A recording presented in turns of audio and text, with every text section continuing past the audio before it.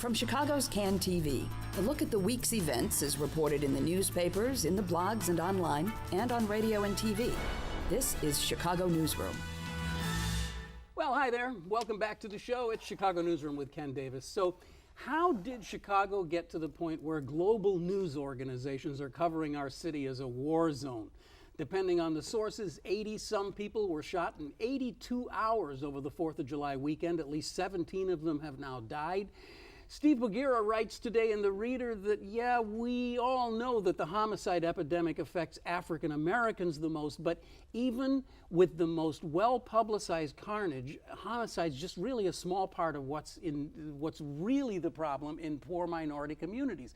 4% of the deaths in Chicago's poorest neighborhoods are from shooting, and a third of a percent in the better off neighborhoods. But what's the biggest killer? 22% of the people who die in African American community neighborhoods, the lower income neighborhoods, are from cancer. So even though it's twice the rate of more affluent communities, heart disease, diabetes, stroke, all of these things affect the poorest people in Chicago disproportionately. Everything affects the poorest people disproportionately because there's less medical help available. But in an op-ed today in the Chicago Tribune, a University of Chicago professor says the problem is really simpler than that. It's years of war on poverty programs that promoted the dissolution of families and the rise of single mom pregnancies, along with an inadequate police force and those greedy teacher unions that have wrecked our education system. So there's the spectrum. That's what we're going to try to talk about today. It's all enough to make you feel a little bit of sympathy for our mayor, isn't it? Nobody can even agree on what the problem is, but he's the guy who's got to stand out there before the cameras after the blood-soaked weekend and try to explain it all to us. And here's what he said just a couple of days ago, and I'm quoting, "Every child deserves a childhood, regardless of where they live, but to do that, the city and the community, the neighborhoods that make up the city, cannot live by a code of silence. They have to live by a moral code." Now, I've read some of this, and I just want to say this. When some people go, well, it's the weather, it's whether you have values. So do we have a lack of values in Chicago? That's what our mayor says. And here to help us understand this today and try to make, if there's any way to make any sense out of it all, you have to call on Ben Joravsky, because Ben Joravsky is the guy who can put it all into perspective. That is true, yes. Ben Joravsky from the Reader, and just one of our favorite guests on the program here today. And also Randell Strickland joining us back again. Since the last time you were on the show, you have a new job. You are now a dean. Yes. Dean of Restorative Justice at Little Black Pearl High School down on the South Side in Chicago. And we called upon you because you really are a kind of an expert on restorative justice and on trying to calm mayhem. I guess that would be a good way to maybe help explain this. So we thought, hey, let's just try to see if we can figure any of this out. Is Mayor Emanuel correct when he says that the problem is morals and values and that we're losing them? He's not entirely wrong. I wouldn't put it as that the problem is a code of silence as much as it's a code of violence. And that's not just a Chicago problem. It's not just an African American community problem. It's not just a poor African American problem. It's an American problem. It's a male problem. And if we're going to change the way that we value how we resolve conflict, right? What we resort to when people make us mad or disrespect us, right? Then there are levels to this. To quote a famous movie, that it's going to require a kind of a shift in attitude and values and culture. And I've said that before. It's too mushy. People don't like it, but I think it's true. Tell me more about that. What is it? What is it that it requires? Well, what needs to shift? And let me add something. It's not just the values and how people think about how you respond to a statement or an act that you don't like, but it's also about what you have access to respond to. Mm-hmm. Because I believe this, right? Rather than guns, if what young people or any people had access to were hammers or wiffle bats, that's what our problem would be. People would be clobbering each other with hammers or wiffle bats, if that's what we had access to more than guns, right? So it's both those problems. It's sort of the values that we have about violence and how we respond, and the things that trigger our anger and our discontent. But it's also what we have access to respond. And we have a serious problem with access to weapons in this country, in this city, right? Especially in 6 zip codes, right? Or 7, the hot 7, as myself and Dr. McQuell Lewis at Juvenile Court coined it some years ago. That's well put. I thought you were going to Well,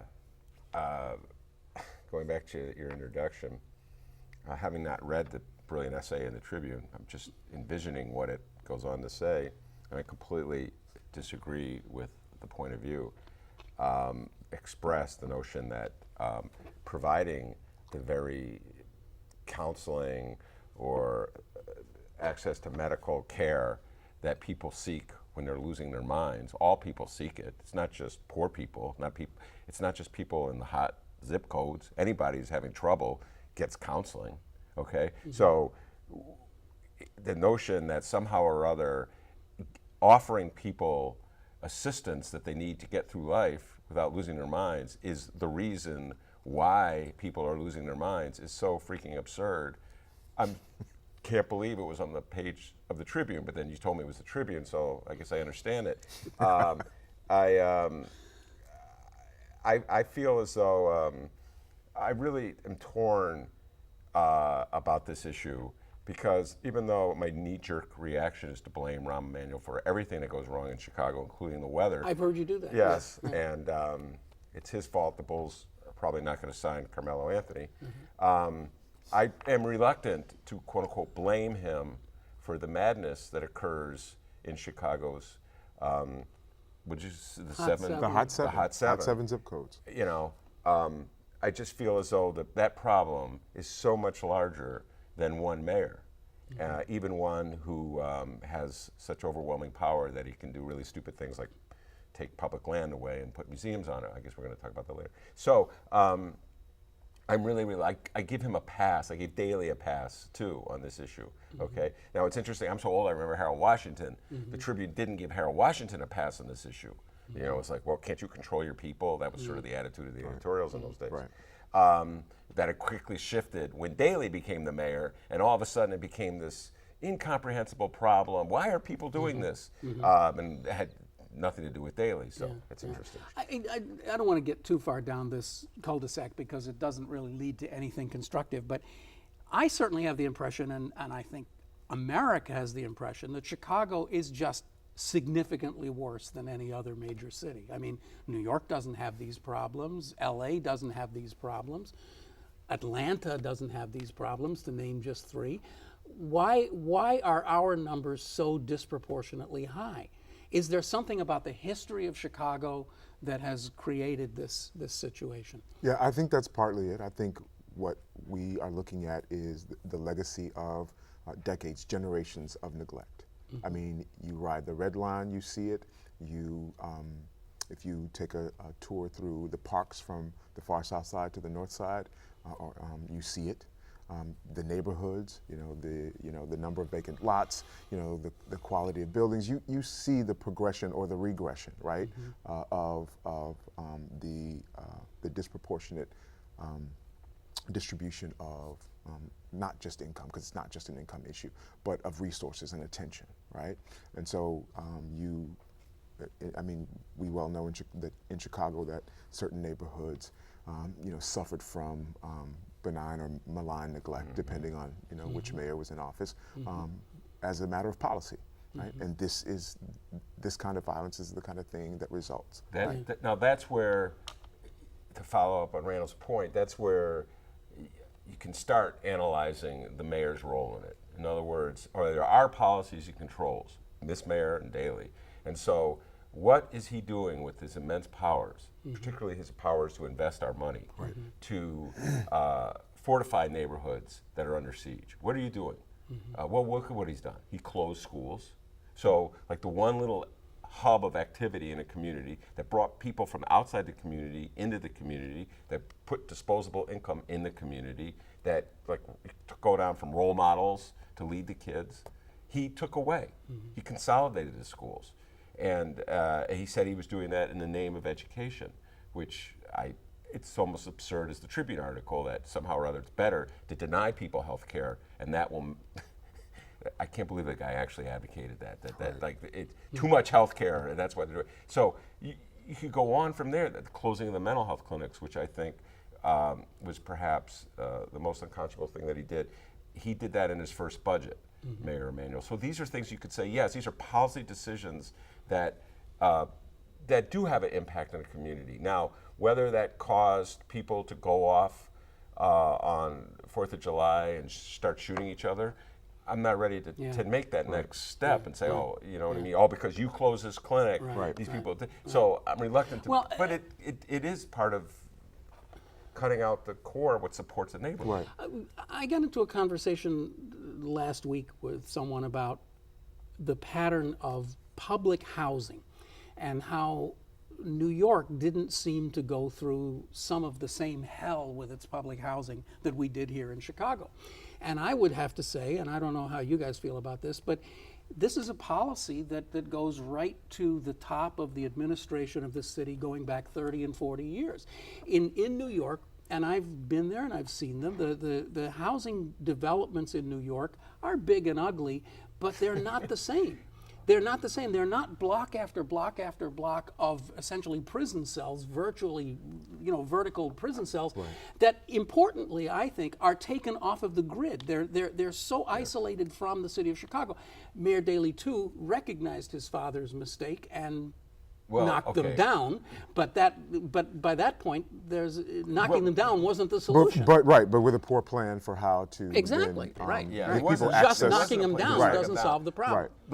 Listen, you're hitting the high-rise projects that were built in the 50s and the 60s were built intentionally to fortify segregation. Isolate and segregate. They isolate, keep black people out of white neighborhoods.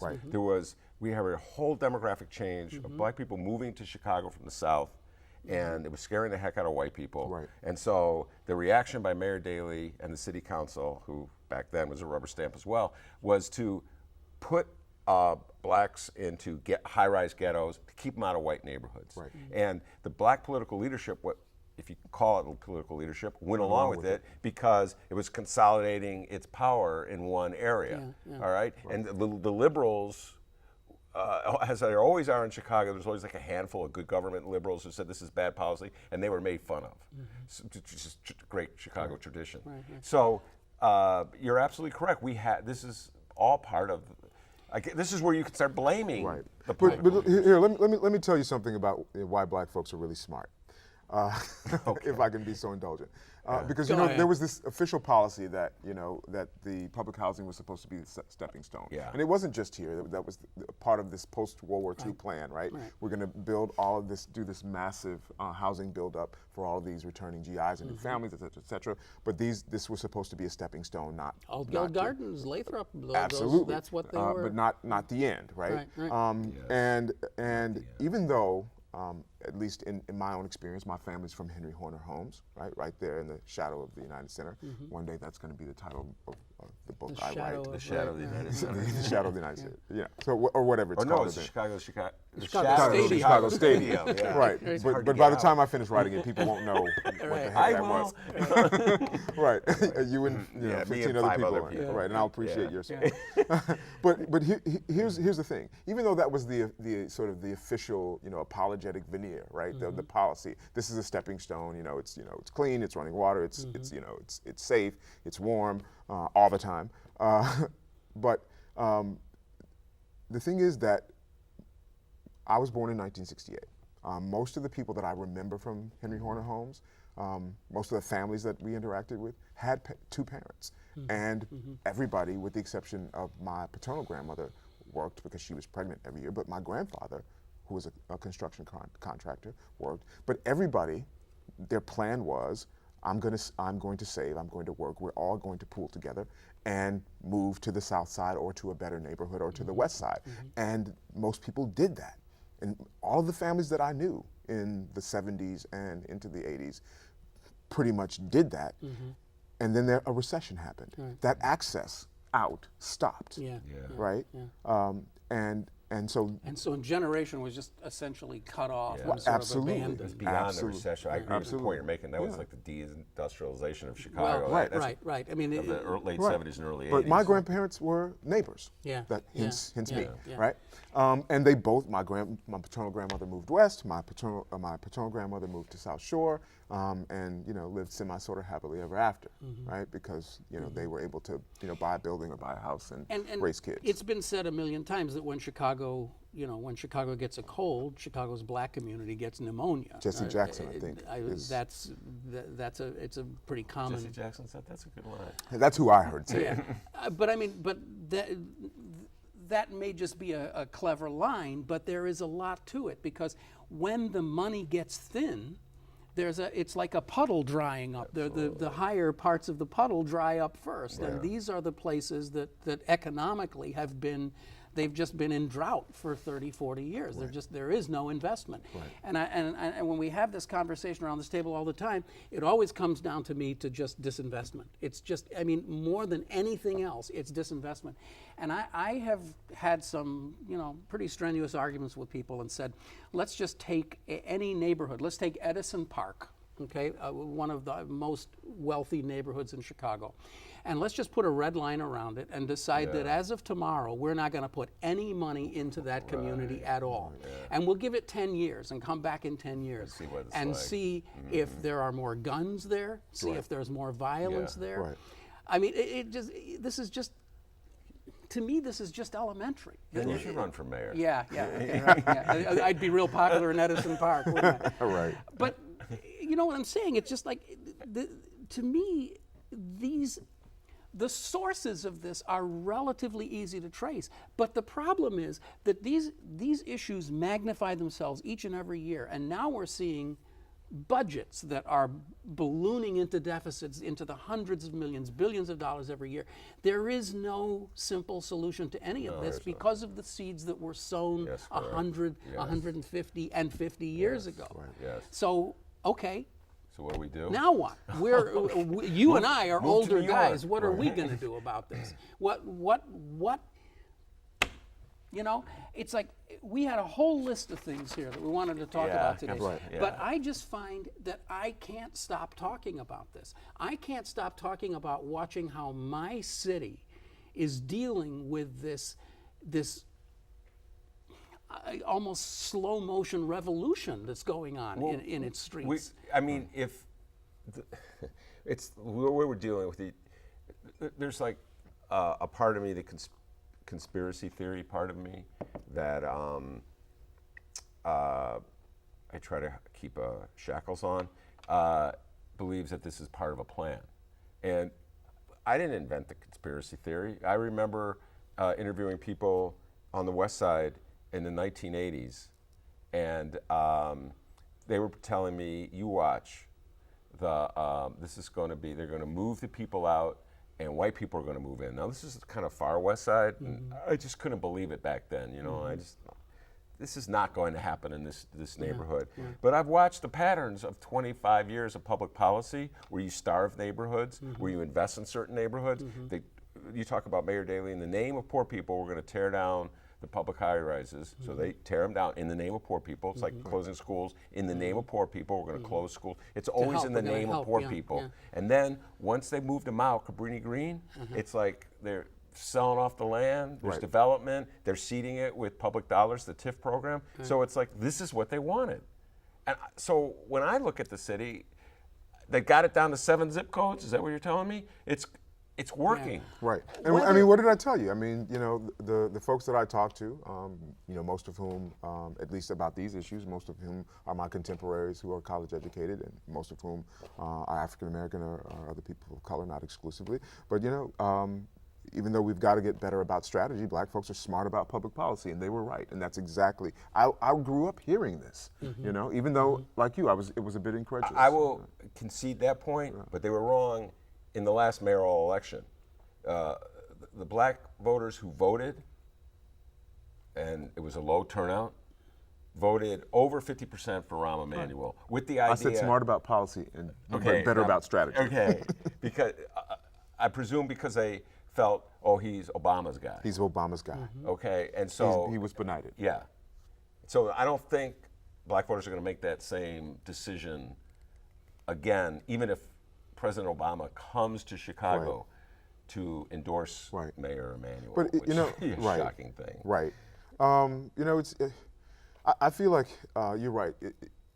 And all the smart money and the smart minds say the same thing, that, you know, this is a complex of issues, and it's not just policy, it's not just historical, you know, accumulation of problems. But one of the other things that we don't talk about as much is that we don't just have a crisis of leadership in Chicago and the U.S. We have a crisis of followership. To bastardize one of our president's quotes, we are the ones we're still waiting for, right? The reason I believe that folks in Atlanta and Los Angeles and New York enjoy less violence is because there's a different culture of followership that they demand and push in a way that we don't. Not that there's, and I don't want to undercut the level of activism in this, around housing, around restorative justice, around a number of things in Chicago. I don't want to in any way diminish the hard work and the fantastic work that people in this city do, right? But in terms of being able to mobilize the masses of folks in Chicago, we haven't sort of hit that point of critical mass yet. I can't even begin to express the level of frustration that this conversation leaves me with, because it's like I'm sitting here watching the clock and realizing that the time is just running away from us, and we're just doing the same thing. We're doing the same thing over again. We're talking, but okay, so Randell, you run for mayor, you beat Rahm Emanuel 70%, you get 70% of the vote, overwhelming black support, 50% of the white support, you have a mandate. What's the first thing you do? One of the first things that I would do is I would create a policy that would support community-based businesses that were tied with a network of social services. In other words, you got to live here in this zip code in order to benefit. Employee-owned businesses, right? That's not a strange concept in the United States, right? There are a couple of big corporations that we could name right now who have staked their reputation and their success on employee-owned businesses. Why aren't we doing more employee-owned businesses? Why aren't we doing community-based businesses where you have to, in order to live, in order to work here and be part of the ownership, you got to live here, right? But you know, we can't overlook the fact that we have huge problems with violence, with trauma, right? Exposure, not just violence, but other forms of trauma, with mental health issues. And so in order for that kind of thing to work, it has to be tied to a network of social services, mental health services, trauma treatment, all kinds of things. That's what I would do. In fact, you know, if I, were worse at math, I would, play the lottery and hope to win money so that I could start a pilot project where I would do that very thing. If I won $200 or $300 million, just start a pilot project, community-based, employee-owned businesses, right? Tied to social services. $13 an hour minimum wage? 15. 15. Yeah, that's another joke. The minimum wage debate. I mean, this fits in, the way we deal with politics here in Chicago is, it's clear that Mayor Rahm did not want to press this issue. He did not want to raise the minimum wage in a significant way because he did not want to alienate his core supporters in the business world who are against it. So he created a commission. So he created a commission that enabled him to come up with this diluted, watered down stuff that postpones for 5 years. The headline is $13 an hour. When I saw that, I was like, oh, damn, Mayor Rahm. Been reading a lot of my columns lately. Yeah, well, it'd be great next month. We could do that. Except that the month will be in 2018. Right. He postponed it. The deal he's got on the table now is actually worse than the deal he originally proposed. And a cynic, and there are no cynics at this table, but a cynic might even question the timing of it, since the announcement was made like right after the blood-soaked weekend. So it's sort of like, oh, well. Skeptic. A skeptic might say But that. I can assure you that 5 years from now, $13 an hour will be as laughable as $8.25. $8.25. It's such a joke. By the time it arrives, Yeah, it it's will like have. Randall was saying, you want to put money in the hands of people. You want Yeah. to invest in. So raise the minimum wage. People work at McDonald's. If they're in the 7 zip codes, that's money coming into the 7 zip. No, we can't do that. Can't be done. We can't be done. Okay, look, we got a couple of minutes left here. I don't know if you want to engage in just raw politics discussion. If not, you can recuse yourself for 2 minutes, but Ben will. God, it's throwing red meat to it. All right, here it goes. Rahm Emanuel just showed how fundraising is done. God. He created the, the Chicago Forward Super PAC. Yeah. They raised $1 million in 24 hours. But of course, some of that was because Becky Carroll's running girl, it, and we Becky know Carroll. she's very talented. What up, Becky? But still, I mean, all right, so forget Randall. You're Tony Preckwinkle. You're looking at this. You're looking in the bathroom mirror in the morning, and you're saying, "What am I? Am I an idiot? I'm gonna just throw myself into this meat grinder? Well, Are you kidding me?" Well, okay. I call it the 681 plan. In 6 days, they got 8 guys to kick in $1 million. So Well, it was only 950,000. Oh, is that right? Oh, my math's off. No, the 5th guy came in with the 50 to make it did he? $1 million. Yeah, Okay. we always kid him. He's like, "What? Times were hard. You only gave 50. Everybody else gave 150." They probably joke at the table. You got a nasty call from Becky Carroll. Yeah, you got a nasty call. Well, times are hard for you, huh? Let's see those tax returns. All right. The thing is that yes, you're right. It was an intimidating shot from Mayor Rahm's political machine, no question about it. And anybody who's thinking of running against Rahm, be it Randall or Karen Lewis or you or Tony Preckwinkle, has to realize there's no way he or she is going to compete with the Rahm money machine. So this is going to have to be the once-in-a-lifetime moment where the people of Chicago, God help them, are actually going to take control of their life and do something as opposed to being following something. You're talking about leadership. Why are we worse off than Atlanta, New York, LA? We are the ones we're still waiting for. So they're going to have to take control, and they're going to have to not be bamboozled by Rahm's commercials. It's just going to saturate the TV ads, making stuff up, or attacking his opponents. And they're going to have to get it together. Now, can they do that? I don't know. I was at your show last week, First show. Tuesdays at the Hideout. A great show, I must say, a really good show. But you guys are blithely sitting there talking about how, if Tony Preckwinkle runs, she can beat Rahm Emanuel. She will. Oh, come on. She will beat him. Oh, yes, come on. No question. No question about mine. Okay. And Karen Lewis? You want to bet right now? Can Karen Lewis beat anybody? Yes, she could beat Rahm. Yes, she could beat Rahm. Of course. See, I'm not so sure about Karen Lewis. Okay. What? See, now we're into my favorite. One of my. We don't have enough time. We're finally getting to my favorite. These are people that I respect greatly, but I mean, why? Really, come on. Why do you think Rahm is unbeatable? Because I've said it before, Rahm Emanuel is the kind of guy that you like to dislike. You love to dislike him, but when you get into the voting booth, you say, this guy's the guy. He's the guy who's got the answer. You know what? He's going to get it done. I can tell. He's going to get it done. I think people think that. Yes. Yeah, I can tell. I know I'm in the room with a Chicagoan. You speak like a Chicagoan. You think, and by the way, there's nothing wrong with that. Some of my best friends are Chicagoans. Okay, but they are weird creatures, politically speaking. And I agree with you. If I had to put money in Vegas, I always tell everybody I put it on Rahm. Yeah. You put money on the guy who has got $8 million and just did the 681. Yeah. But it's not hopeless. In my lifetime, I've seen 2 insurgents win. In my lifetime. Look, they're waving at me. Yeah. I've quoted you many times as saying, "Don't quote me ever." I can't believe I'm saying this about Mayor Daley, but anyway. He would beat Rahm. He could beat Rahm, yeah. We don't know about that after he testifies. Oh, we got so much to talk about. We got to do another show. Thank you, Ben Joravsky. Thank you very much. Thank you, Randell Strickland, for coming back, and I hope you'll both come back again.